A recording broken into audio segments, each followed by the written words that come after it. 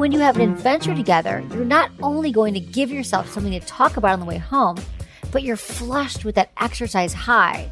And you could use that for sex, especially since your brain is associating that exciting activity with the person who joined you. It's like foreplay.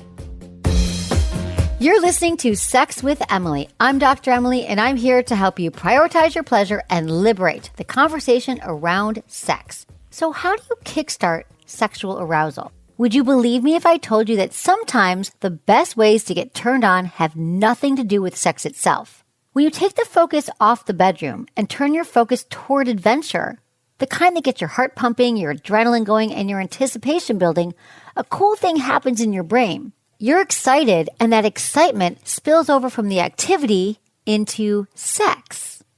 Pretty nifty, right? It's kind of cool. So on today's show, we're going to trust, touch, and titillate our way towards arousal with bonding hacks you can use on your next date, whether it's with a long-term partner or someone new.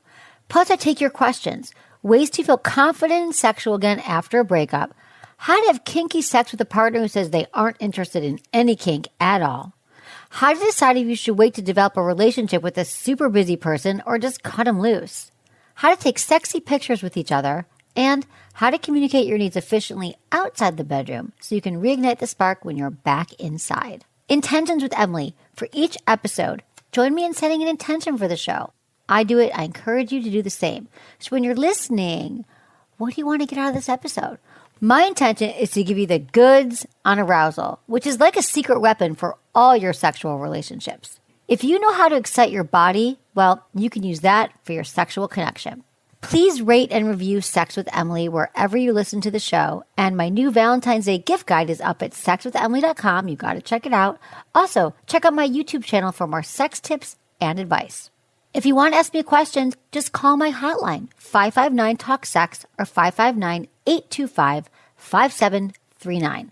You can leave me your questions there or just message me, sexwithemily.com/assemily. And please always, always, always include your name, your age, where you live, and how you listen to the show. Oh, and no worries if you want to remain anonymous and not use your real name. I'm totally cool with that. It just helps me give better answers to you if I know your age and where you live. Super helpful. All right, everyone, enjoy this episode.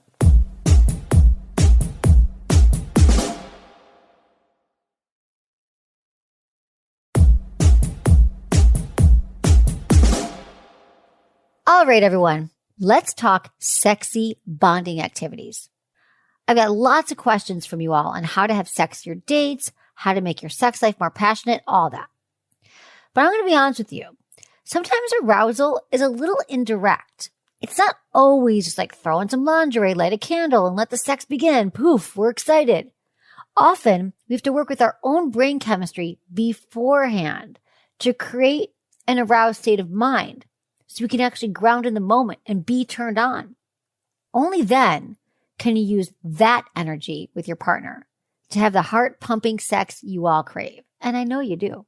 So before we get into your questions, I want to break down sexy bonding activities along 3 themes: trust, titillate, and touch.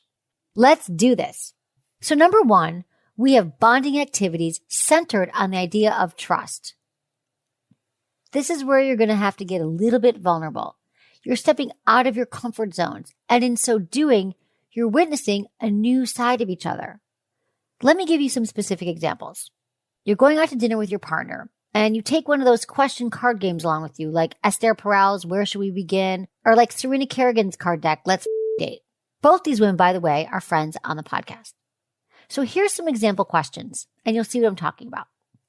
What's one thing you've wanted to say to me, but haven't yet? Or, if you were a soup, what kind of soup would you be? See, these aren't all such tough questions. They're just fun questions to get the conversation started. So you can make these games as deep or lighthearted as you want. But the point is you're sharing, you're opening up. And for a lot of us, that's exactly what we need to feel turned on. Think about it. When we say things like, I don't feel connected to you, and I don't feel like you see me, and I feel like all we're doing is talking about work or the kids. It could just be a fun card game like this that makes you feel turned on and connected. But you need to have these conversations to get there. But you can also try something equally vulnerable, and in my opinion, super brave, like karaoke. Okay, think about it. When you step up to the microphone, you're probably a little bit nervous. unless you're already a professional singer, in which case, congrats. I would love to come back as a singer in my next life. But that adrenaline is going to start pumping a bit. And that's precisely what we're trying to generate for arousal. Now, speaking of adrenaline, we're about to get into some more adventure date ideas. But I also want to say here that you don't need to feel pressure to do something that's truly uncomfortable for you in the name of arousal. If karaoke sounds like a shame trap for you, skip it. Try out a trust-based date idea that lands just a bit on your comfort's edge, and you'll reap the same benefits. All right, moving on. Let's talk titillating bonding activities. Okay, these are your adventure dates, your fitness activities, anything that gets you moving. And here, I just want to read you a few sentences from Emily Nagoski's amazing book, Come As You Are. I recommend it to everyone. Do whatever excites you. Whatever literally gets your heart beating faster. You'll experience general arousal, and your brain will notice your level of excitement. Notice the person you're with and decide, hey, I guess this person is really exciting. So think physical excitement here. Rock climbing, hiking, going to a yoga class, ziplining, axe throwing, all of it.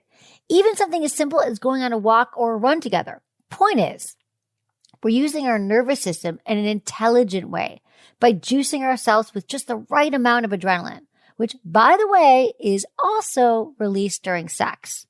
So when you have an adventure together, you're not only going to give yourself something to talk about on the way home, but you're flushed with that exercise high. And you could use that for sex, especially since your brain is associating that exciting activity with the person who joined you. You feel me? It's like foreplay. It is foreplay. I mean, how many movies have you seen where someone's hanging off a cliff and the hero pulls them to safety and the next thing you know, they're making out? Same logic. All right, finally, the last one, number 3, touch bonding. Ooh, I love this one. Well, these are your more sensual, intimate dates based on skin contact. Now, hugging and other forms of non-sexual touch cause your brain to release oxytocin, the bonding hormone. And that's perfectly fine, beautiful even. But again, because we're talking about arousal, we're looking for touch-based activities that get you a bit excited. In addition to adrenaline, though, we're also interested in activities that promote serotonin, one of the first chemicals that get released in the sexual response cycle. So a few proven touch activities that release serotonin include massage, love a massage, going dancing together, even something slow and sensual like yin yoga done with a partner. But we can also take these ideas directly into the bedroom and fire up your nervous system when we mix it with a bit of psychology. All right, bondage, for example. Okay, you're tied up or you're feeling the restraints, maybe even eye mask on, and you can feel that too. You feel it on your eyelids. You can feel that, that you can't see. There's one sense that's taken away. But your focus is sharpened because when we take away one sense, your body's focused on the physical sensations. So you're not looking around the room because your eyes are closed, your eyes are covered, and maybe you're getting aroused precisely because you're not in control. Also, temperature play works too, like a body-safe candle being dripped on your body like a massage candle. Now, that's an adrenaline, serotonin, 1-2 punch right there. So again, I want you to think about ways you and your partner can create an aroused state of mind through novel bonding activities. And by the way, these are ideas you can use for any relationship, not just with your lover. You can do trust activities with a friend. Hell, they even do it in workplaces. There's all those trust exercises, places you can go. That's why. It's bonding. You can do titillating activities with a friend. Maybe touch too, depending on the friend. It's all about brain and nervous system hacks that we can use to our advantage, that we are in control of, to create excitement and bonding. You got it? You ready? All right, on to your questions. This is from Daisy, 27 in Canada. Hey, Dr. Emily, my male partner and I seem very incompatible sexually. I'm very kinky, and I've experienced many kinky things, like impact, breath play, bondage, to name a few, and some of my preferred. But my partner's not interested in treating his partner this way. in quotes. He says he's open and willing to explore, and I am willing to negotiate quite a lot of my interests. But at the end of the day, I will always enjoy a little pain for pleasure and being dominated, and I don't think he will ever be comfortable giving that. The rest of our relationship is really great, and not being together doesn't feel right. But we are having trouble finding a middle ground, and the repeated conversation has been more harmful than helpful to our sexual relationship and makes it harder to get excited about our sex life. How can we figure out how to both receive pleasure without making sex stressful? Or are we just too incompatible and this will be a deal breaker? Thank you so much. All right, Daisy, thank you for your question. I think what you're asking here is something that is just so important to understand, that a lot of couples are incompatible. Like, what you want sexually just isn't working. And it's been harder to maybe communicate about what it is or how to find common ground. Like, let's say everything else is great, but you guys just aren't on the same page sexually. What do you do? Well, first, in reading this, you said that your partner's not interested in quotes, treating his partner this way. Well, what I hear here by reading that is that it sounds like you need to have a deeper conversation about what it is exactly you want. What turns you on? What does kinky mean to you? You know, it's so subjective. And he might have seen something like 50 Shades of Grey or been like, oh, I've seen porn where the woman's like tied up and she's tied up for the rafters and she's being spanked and she's doing all these things. And that looks really, really awful. And I can't handle that. It's so extreme. But what I think would be helpful, Daisy, if you took some time with him and you said, here's what I'm actually thinking. Let me show you what turns me on. Let me walk you through a scenario from beginning to end. Let me show you some porn. Let me read you some erotica that really depicts the kind of sexual relationship that turns me on. Now, he says treating his partner this way, he's got some interpretation of it, meaning I am being disrespectful. If I dominate a woman, it means that I am no longer a feminist. It means, my whole life I was raised trying to treat women well, and now you're telling me that I got to spank you and hurt you. It's almost like his brain does not compute that pleasure and pain are so deeply connected for many people. And he's just off in the, I'm going to hurt you. This is going to be bad. I could end up in jail or my morals are shot. It's not who I am. This isn't that easy. It's not like you just explain to him and he goes, oh, I get it. Now I'm going to be fine with it. But there's some nuance here. There's some time that would really be helpful in you really hearing him out and him hearing you out and saying, listen, babe, I love everything about our life and these things about our sex life really turns me on. But I've found that being a little bit kinkier, having someone spank me, having someone pull my hair is really core to my arousal. And it really allows me to feel the most sexual and the most expressive that I can be. And I'm wondering if you'd be willing to work with me on figuring out ways that you could get around this. If this would be something that would also turn you on if you see that it's giving me so much pleasure. And alternatively, I'd love to have a conversation about what turns him on. Remember, this can go both ways, as it should go both ways. Perhaps you could check out our Yes, No, Maybe list on our website, which I'm just going to recommend in every episode because the Yes, No, Maybe list is a golden opportunity for so many couples to look at a range of sex acts and see, are they a yes, are they a no, are they a maybe? I mean, what really turns him on? If he's really going to be able to come on board and help you, wouldn't you love to become a great lover to him? I'm sure you would. Now, he might be someone who's like, I have no fantasies. Everything you're doing is great. And, I talk about this a lot on the show as well. A lot of us just don't have rich fantasy life. It just never occurred to us, or we're very by the book, or we think it's not okay to fantasize, or we were ashamed of fantasizing. So there's a lot of things that goes into it here. Most people, in my opinion, need to develop better language about communicating about their sex life. And once they do, once they get through the hard part and the awkwardness and the uncomfortability, they'll realize that, oh, this is actually just like figuring out where we're going for dinner or how we're going to raise our children. It just takes a little bit of patience, a lot of listening, and a lot of care with someone that you trust. Figuring out your turn-ons together, describing him to what kink means to you and walking him through it. And maybe, doing the yes, no, maybe list and playing together might really help you guys bond. Now, if he's just, nope, I'm not thinking about it, la, la, la, la, you're talking and I can't hear you, I don't want to do anything sexual or kinky, then maybe you have your answer. But I think there's a few more steps here that we can really find out if he's going to be the partner that can go the sexual distance with you. Thanks for your question, Daisy. This is from Keith, 41 in Ireland. Hi, Dr. Emily. I am married 8 years now, together 8 before that. Sex was never mad adventurous, but it's really annoying me now because she won't talk about it. I've tried buying her a vibrator. I've tried porn, massages. She likes none of the above. I want more, but I don't want more with anyone else. I love my wife and want the adventurous sex with her, but she doesn't seem to want to open up at all. She says she isn't into masturbating as she doesn't feel the need for it. She only does it because I like it. I feel stuck and don't know what to do. All right, Keith. Now remember that talking about sex is a practice. Sure, the act of sex is also a practice, but hear me out. Let's say that for 8 years, you've been living with an elephant. You and your wife, there's been an elephant in your house. And you've both seen the elephant. You made way for it. It even gets to use up half the backyard, and sometimes maybe it sleeps in the garage, and it's always around. However, never once has either of you said, "Hi, elephant," or maybe someone should pick up this elephant dung, right? No one mentions it, but the elephant's there. Then one day, out of the blue, one day you say, maybe we should name him. Like, let's name this elephant like Babar. And remember, you've never ever spoken a word about this elephant. It was like he wasn't really there, but he obviously was because you saw like remnants of him, right? Like he pooped on the house. Well, your wife's first reaction to that might be confusing. Like, who is this Babar? And then once she's on board, she might want to have her stake in the ground and say, well, I was thinking we could call him Dumbo.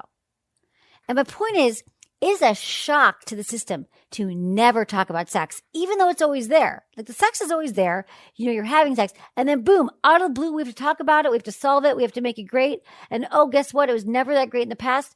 Well, that's a lot of pressure. So what I'm saying is she won't talk about it, right? And you're bringing it up, but it's always there. And so she probably knows it's there. But if you've brought it up after 16 years just recently, and she's like, whoa, now we're going to talk about it. And you want me to do porn and you want me to do massage. I don't know what that is, but there might be reasons why she hasn't wanted to be sexual lately. And she was happy that things were coasting along. And so we got to dial this back. We got to say our sex life is really, really important to me. And I hope it's important to you as well. And I know we've been together a long time, but I'd love to just kind of start from the beginning. Maybe we could figure out what our turn-ons are. And I'd love to know what turned you on. Or maybe you could say to her, what are the 3 most memorable times we've had sex? And let's each write it down and then swap it, sex with each other. And there's so much information that can come from these lists because maybe you'll find out the 3 most memorable times were, one time you surprised her and made dinner and gave her a massage. Or maybe it was a time you were in the car and then you find out that she likes sex that's kind of spontaneous. So there's a lot of information in that storytelling about your sex life, essentially. And so I would just try to dial it back and just say, when do you feel the most turned on? What does turn you on? Or what can we do together? And remember, it's up to both of you. Then you can share some of your fantasies. Again, I'll recommend the yes, no, maybe list. A lot of couples listen to my show together. I can't tell you how many couples I talk to say, thank you for your show because we listen together because it helps couples have this conversation about sex, which I get is so painful for so many of you. You'd rather live with an elephant taking over your space than actually talking about it.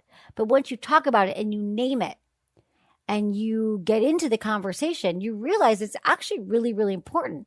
Couples sometimes think it's only sex. It's not a big deal. Everything else is great. But listen, if there was no sex happening, then you're roommates. When sex is the problem in the relationship, it takes up about 90% of your worries. But when it's not a problem in the relationship, maybe it's 10%. And you're just thinking about when are we going to have it again? And everything's great.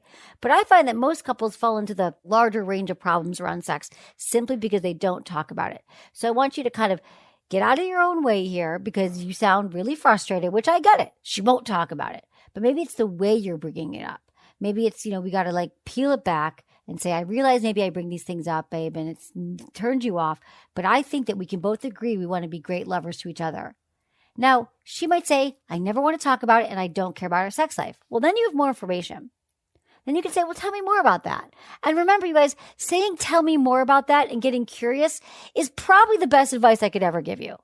Because what we do is, and this goes for friends and lovers and work, we get so defensive, we get so in our heads that we can't even hear what the person's saying. So it is a practice to also say, tell me more about never wanting to talk about sex. Tell me more, sweetie, about never wanting to have sex. Because then you get to listen. And she's like, well, I don't really mean I don't ever want to have sex, but it's the way you bring it up makes me feel bad about myself. I mean, think about it. Typically, the reason why we get so defensive is because it makes us feel bad. Nobody wants to be defensive. But it's because someone triggered something in us and we feel insecure. So that's why we have to listen and go, okay, tell me more about that. Should we all just practice that right now? Now, I'm also going to say, if she says to you, I hear what you're saying. I do not want to talk about sex. I don't want to invest in it. If I never had sex for the rest of my life, I'd be okay. And you're just going to have to deal with that. Well, then we have something else to talk about. Because I would say your partner can't just opt out of sex. That's part of the commitment, is that you're going to be connected intimately. And I don't just define sex as penetration. I define sex as intimacy, holding hands, kissing, touching. There's a lot of things. But for her to say, nope, I'm not going to work on our sex life, is essentially saying, I don't really care about our relationship. And I'm just going to just coast along here. So anyway, I don't think you're there yet. Let's practice the conversation. Let's practice listening, Keith, and keep me posted and let me know how it goes. This is from Nikki, 26 in Florida. Hey, Dr. Emily. So I consider myself to be a pretty sexual person. For the most part, I've always had good, consistent, and connected sex with my partners. I was dating this guy for about a year. For the first 3 months, the sex was good but not great, and maybe once a week, which was very little for me.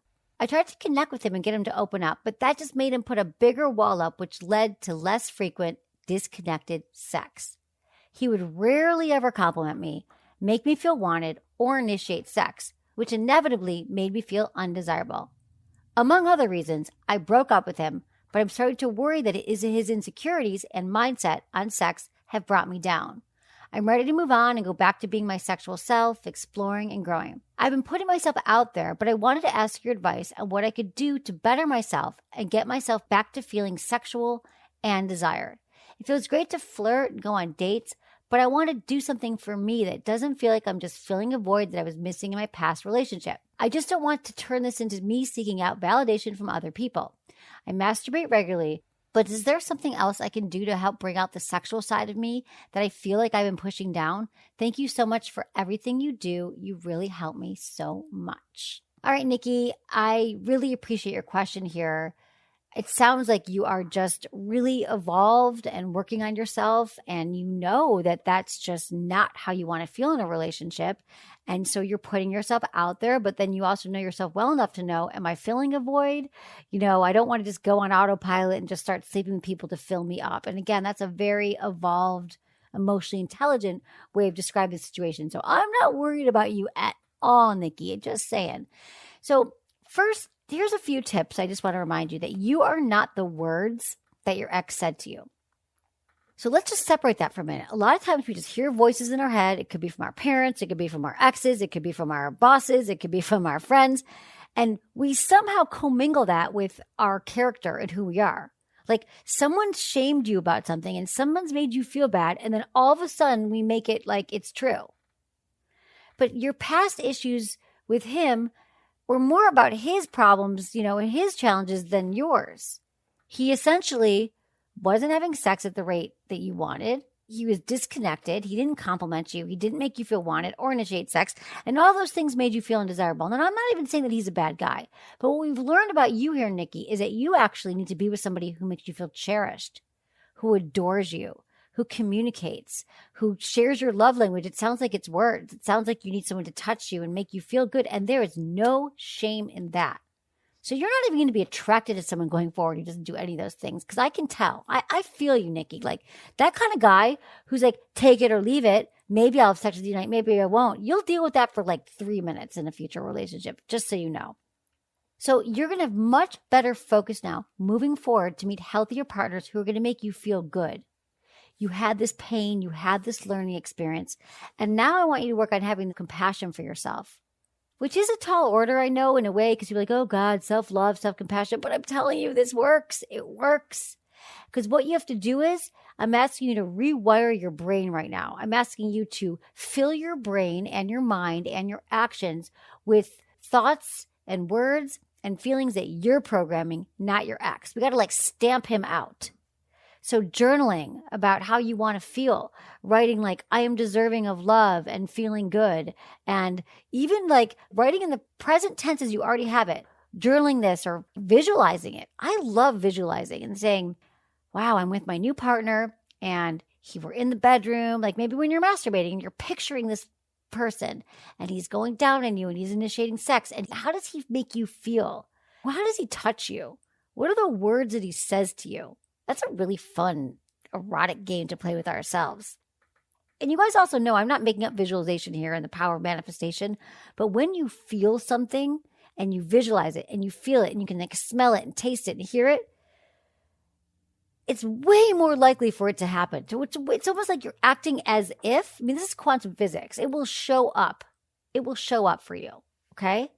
So what is your new partner like? What does it feel? And then the next part is, so we got some journaling, we got some visualization and the affirmations. I'm worthy of love. I'm deserving of a partner who loves me, adores me, and makes me feel special. And trying to forgive yourself for being in a relationship like that. If there's any beating yourself up, eventually you're going to have to forgive him because he just wasn't right for you. And once we can get rid of all that stuff that's holding us back, negative thoughts about others bringing you down, feeling like you're not worthy, and you literally are plugging in visualizations, affirmations, journaling, maybe even therapy if you feel like this is really, really an anxious, toxic thought. All of these things are going to help you move forward. So your next relationship that you're in, and it's going to happen, Nikki, is going to feel a lot more healthy, a lot more fulfilling, and way more pleasure. Thanks for your email, Nikki. All right, everyone, we're going to take a quick break, but when we get back, I'm going to answer an email from Chris, who's wondering how to bring the spark back into his relationship. I got you, Chris.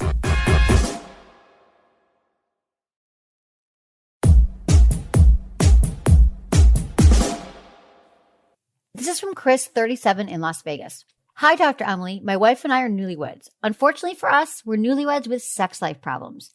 We had some relationship troubles in the past year or so prior to being married, which certainly assisted in putting a damper on our bedroom fun. We did couples and individual counseling, and our communication is in a better place now than it was previously. The downside is that our sex life has in no way recovered. Prior to getting married, we separated for a while and did our own thing. My then fiance came in strong with the sexual playfulness. Your yes, no, maybe list was explored, sending nudes, phone sex since I work away from home, some swinging, toys. She pulled out all the stops. I had made a strong point that previously she wasn't meeting my needs physically, as physical touch and quality time. Those are my love languages, and also they're hers. I was clear that there needed to be a strong push in this area as it was important to me, and she made it clear she was ready to deliver. And she did, for about a month or so. This awesome sex life we explored started to fade off a bit after she got a new job, and it never recovered. We got married, and it didn't even seem to be a big priority from our wedding night to the next few days. I visit home once a month or so, and it barely seemed to be a blip on her radar. I brought it up, and she agreed we should work on it, but now the language that comes up includes things like, is that the kind of sex you wanted to have? Or, I know our sex life is important to you. The thing is, I want it to be important to us. In the month or so when we were having fun and exploring, she started to say that I'd unlocked something in her, and now she's insatiable. These days, she seems 100% satiated, to say the least. As a newlywed man, it's disappointing and concerning because it makes me feel like she might have been in a get my man back mode previously, and that could mean she wasn't as interested as she let on, and that it might not be sustainable. Having a fun, adventurous, and exploratory sex life is very important to me in a relationship. I'm pretty scared now that it's not going to happen. Bringing it up leads to tension. I don't know what to do or how to move forward. Any advice you can offer will be so appreciated. Okay, Chris. Thank you for your email here. Now, I wouldn't go into the I got my man back territory. The fact that your wife put in an effort in the past leads me to believe that she really wants to please you, and she is invested. What I'm sensing here is a lack of consistency, support, and accountability. Listen, couples need each other to stay on track with their sex lives. She might be someone who's got caught up with her work, and she doesn't have as much time to prioritize it. But if you put all the things in place for her, like I'm going to make sure that we have vacation time together. I'm going to take you somewhere special. I'm going to tell you to take off work on Friday night. I'm going to pick you up and we're going to do something great. We're going to figure out together what kind of sex we want to be having. You guys need each other for that. I mean, think about it. Like when I was hearing this, and maybe this is too close to home, but I was like, I need people to help me get things done in my life, right?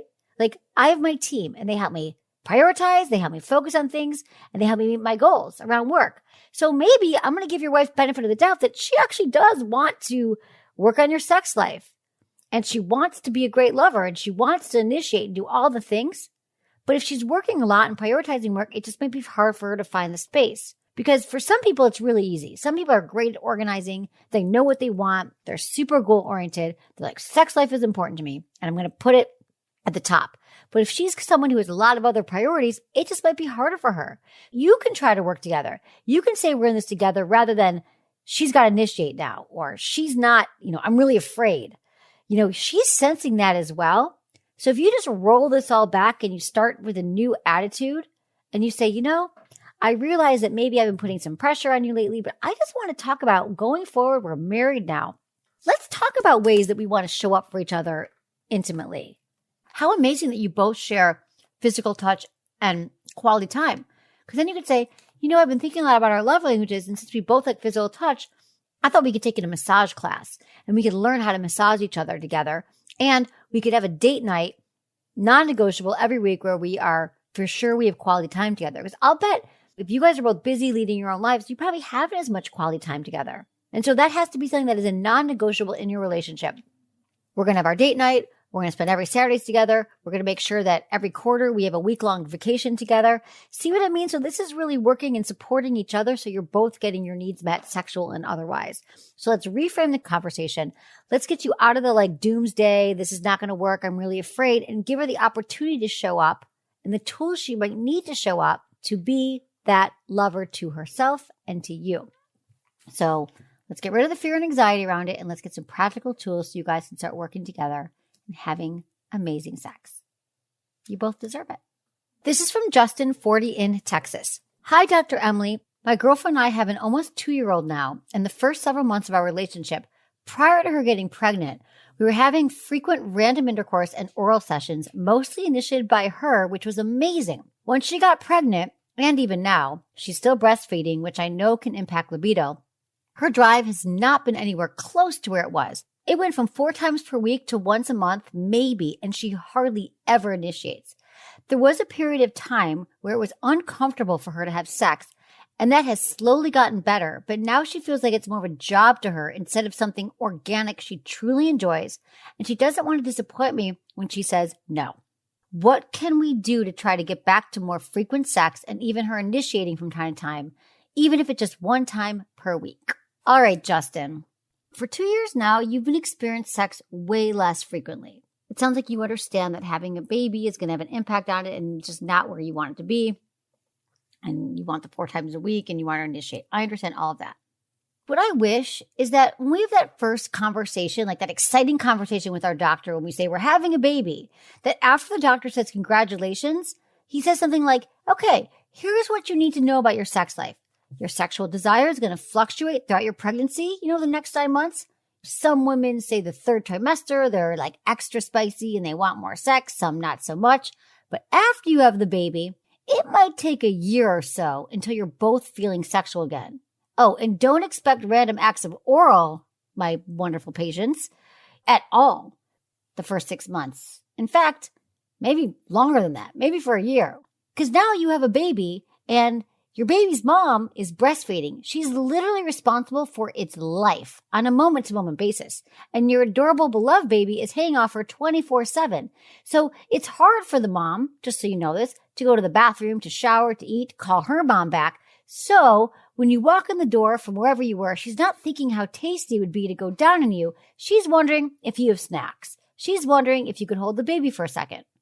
Well, she does something like empty the dishwasher, or nap, because she probably hasn't slept in days. I mean, all this to say, the most important thing for a partner to someone who has given birth and who's breastfeeding and taking care of a child is to have a lot of compassion and a lot of empathy.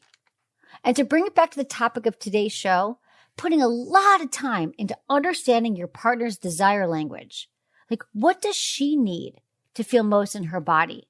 What does she need to feel relaxed, closer to her pleasure rather than further away from it? What really turns her on?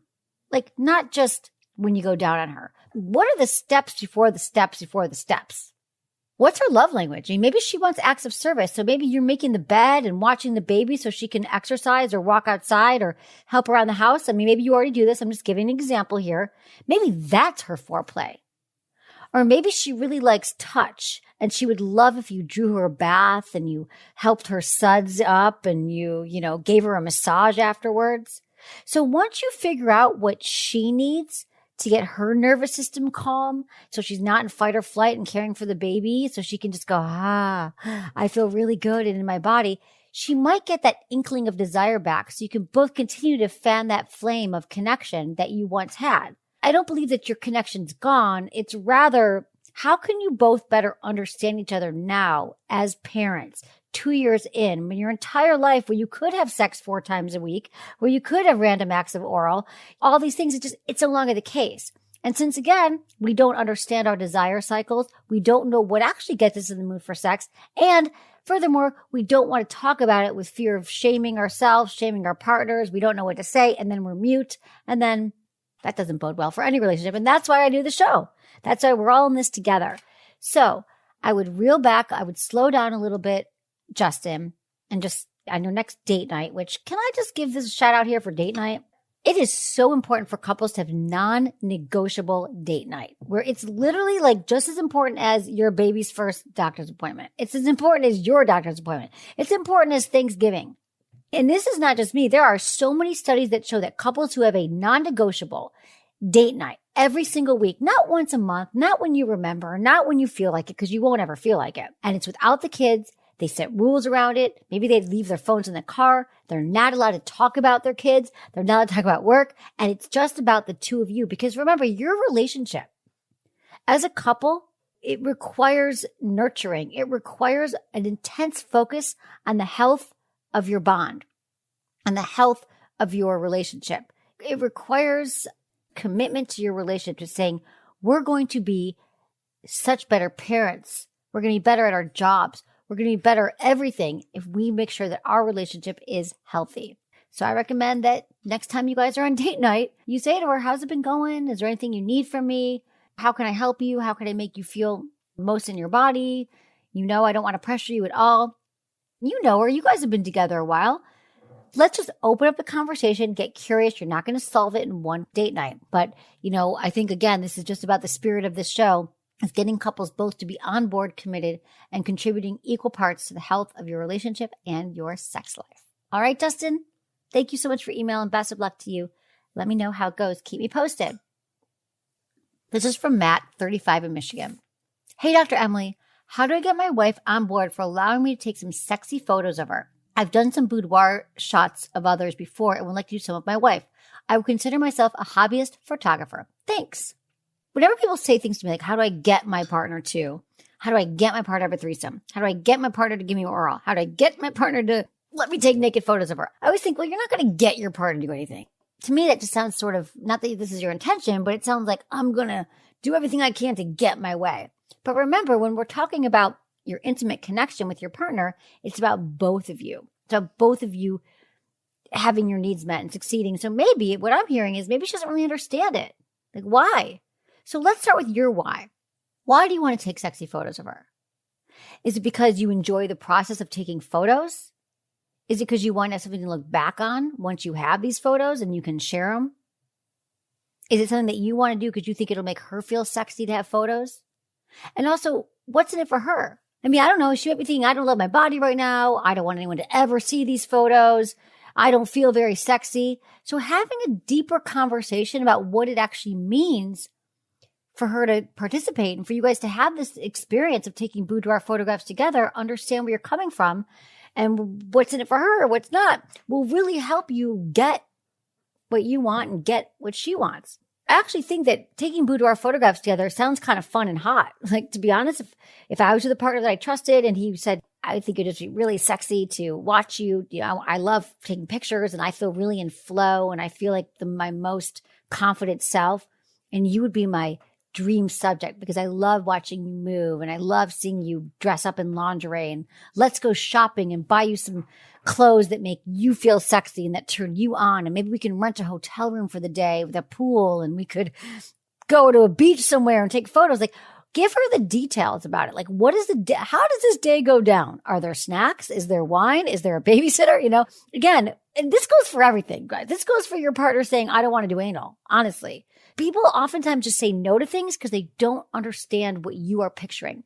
Paint a story for her. Paint a picture. And what's in it for her? Remember, I want to have anal sounds like it feels really good when I penetrate you. And all maybe your partner's heard to go off on anal is she's thinking, or he's thinking, whoever, we all have anuses.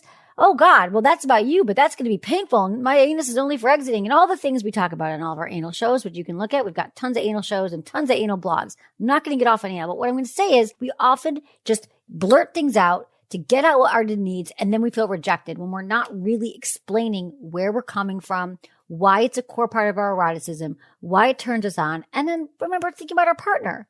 What's in it for them? What's in it for us? And then everybody wins. Okay? Thanks for your question, Matt. This is from Joanna, 33 in Spain.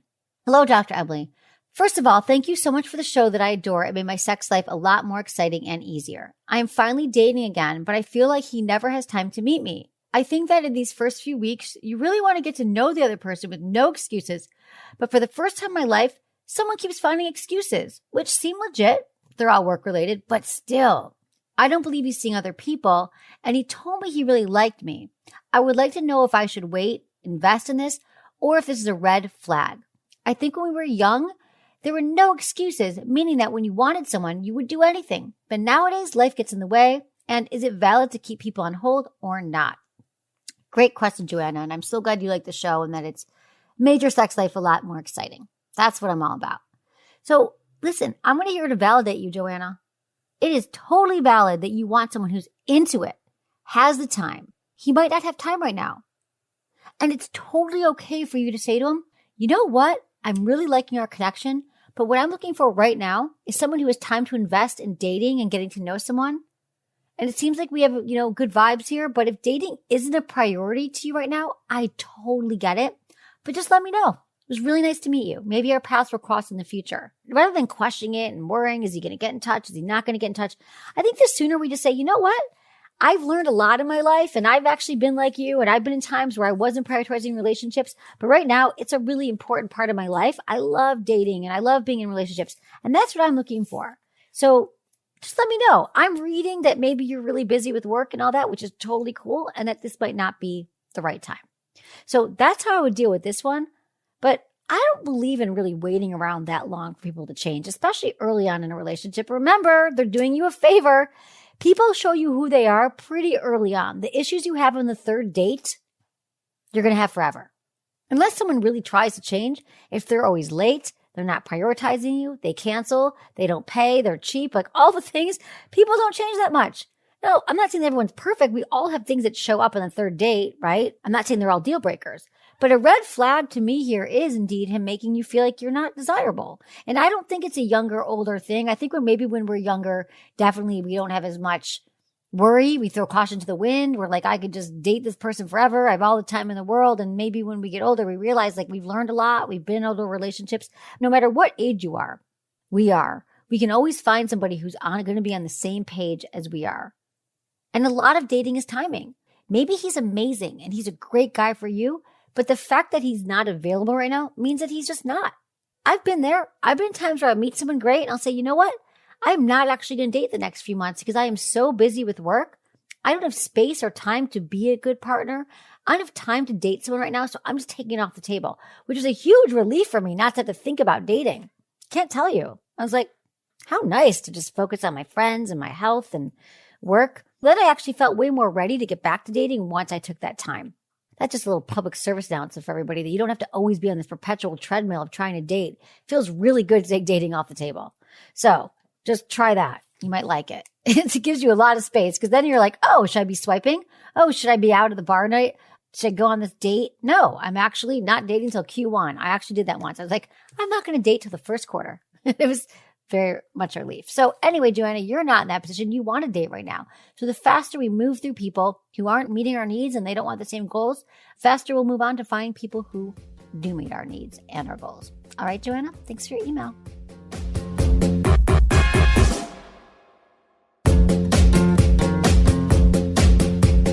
That's it for today's episode. See you on Tuesday. Thanks for listening to Sex with Emily. Be sure to like, subscribe, and give us a review wherever you listen to the podcast, and share this with a friend or partner. You can find me on YouTube, Instagram, Facebook, and Twitter at Sex with Emily. Oh, I've been told I give really good email. So sign up at sexwithemily.com. And while you're there, check out my free guides and articles for more ways to prioritize your pleasure. If you'd like to ask me about your sex life, dating, or relationships, call my hotline, 559-TALK-SEX. That's 559-825-5739. Or go to sexwithemily.com/askemily. Special thanks to Acast for powering the Sex with Emily podcast. Was it good for you? Email me, feedback@sexwithemily.com.